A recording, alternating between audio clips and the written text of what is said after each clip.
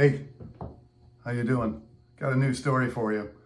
It's called Dumpster Diving, and the whole thing will be on therealsteverouse.com, where you can read it or listen to it. I thought I'd give you a little trailer like I did last month on the story that we had there. This one's called Dumpster Diving, and it's multiple adventures that I've had at the sanitary landfill.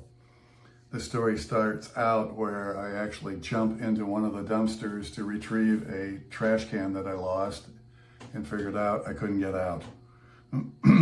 So that was rather entertaining.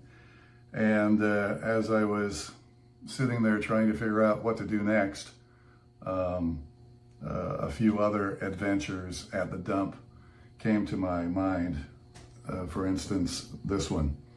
Squatting there, I recalled a visit during COVID when I admit my creativity was tested to the max. Like everyone else at the time, I always had a bandana or mask with me everywhere I went. Always.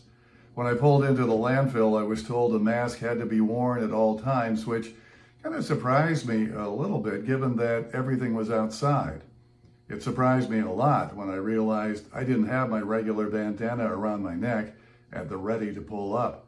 And I didn't have a standard mask in my seldom used truck either.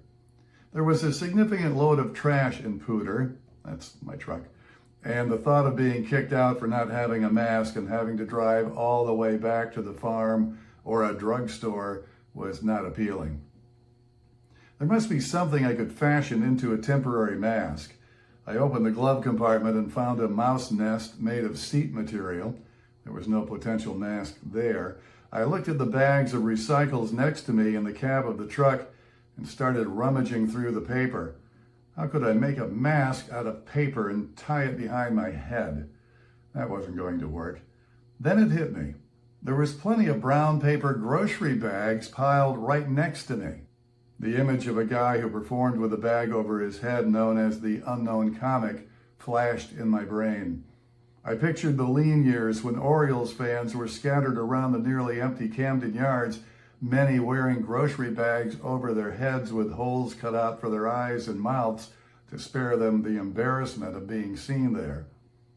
Obviously, I wouldn't cut out the mouth, but it didn't take long to dump out the paper recycles in one of the grocery bags, cut out a couple of eye holes with my pocket knife, and slip the bag over my head. I emerged from the truck as the unknown dumper. I thought, is this genius or what?